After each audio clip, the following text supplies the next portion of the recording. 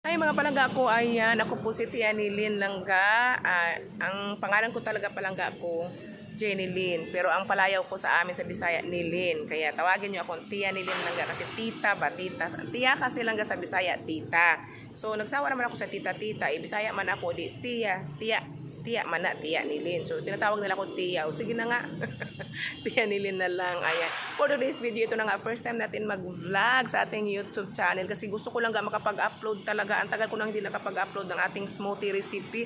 Pasensya naman po, medyo busy. Pero hindi daw dahilan ng busy pa lang po. Kung gusto mo daw talaga ng consistent, kailangan magpursige, magsipag daw talaga, magawa ng content. Pero hindi ba madali mag-content pa lang po. Naku, ang hirap pala talaga. Dati, yung first time ko YouTube kasi usok ayo noon araw lang nung before pandemic, doon ako nag-start 2018 pa yata, hanggang ngayon na hindi pa ako nagsahod.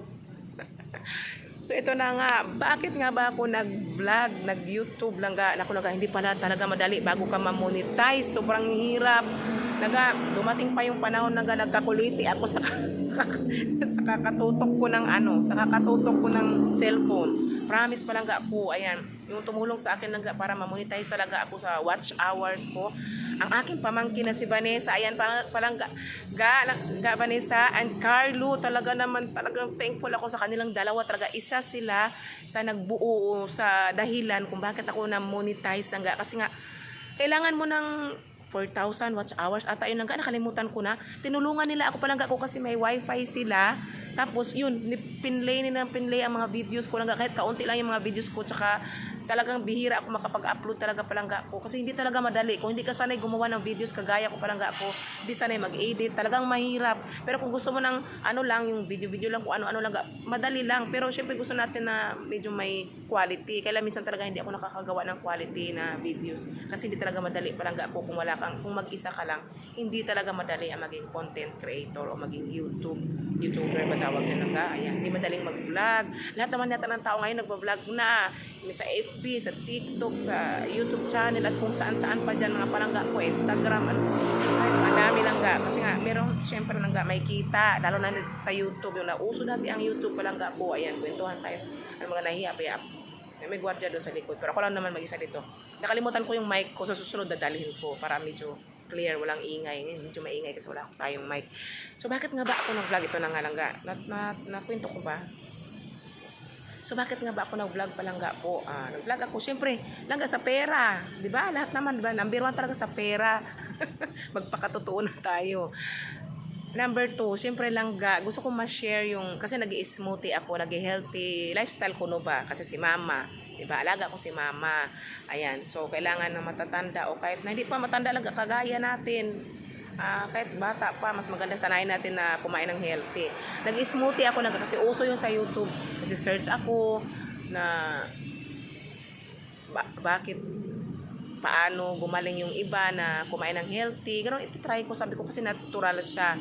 Basta mahabang kwentuhan na lang. Sa susunod na magkwentuhan tayo about dyan sa smoothie. Kung bakit ako nahilig sa smoothie. Bakit ako nag-healthy lifestyle. Ayan.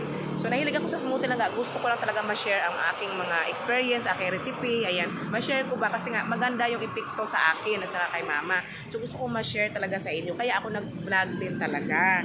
So, kasi kailangan mag-vlog ka daw kasi talaga. Meron kang content o meron kang niche at tinatawag yung hilig ba. So, yun yung naisipan ko na mag-vlog. Why not, diba? Tapos kikita pa. Kaya lang hindi ko siya natuloy-tuloy. So, sorry naman. So, ito, first time ko mag-upload na nagkwentuhan tayo kasi dati talaga wala ako talagang confident na magsalita. Sa harapan ng camera talaga lang. Lagi lang kung mapanood mo yung YouTube ko yung mga videos ko doon.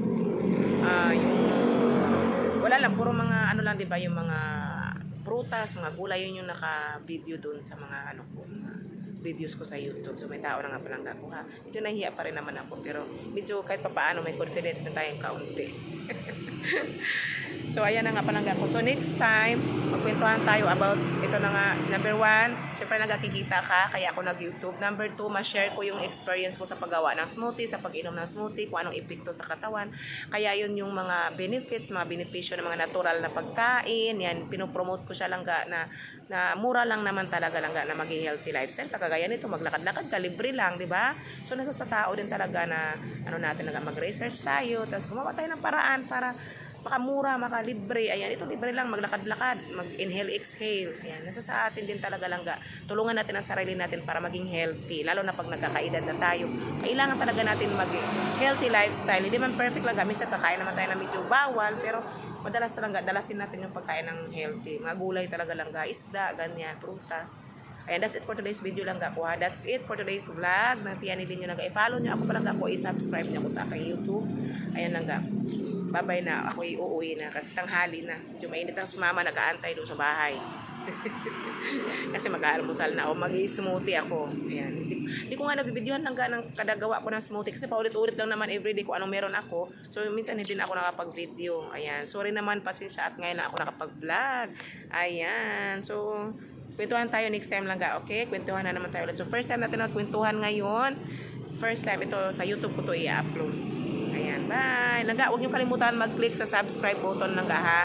Ano niyo ako langga, i-subscribe niyo ako. Kasi maggawa tayo ulit ng smoothie dyan. Tsaka mag-share ako sa aking journey, sa aking experience na pag-inom ng smoothie. Tsaka si mother din. Ayan, bye. Have a good day.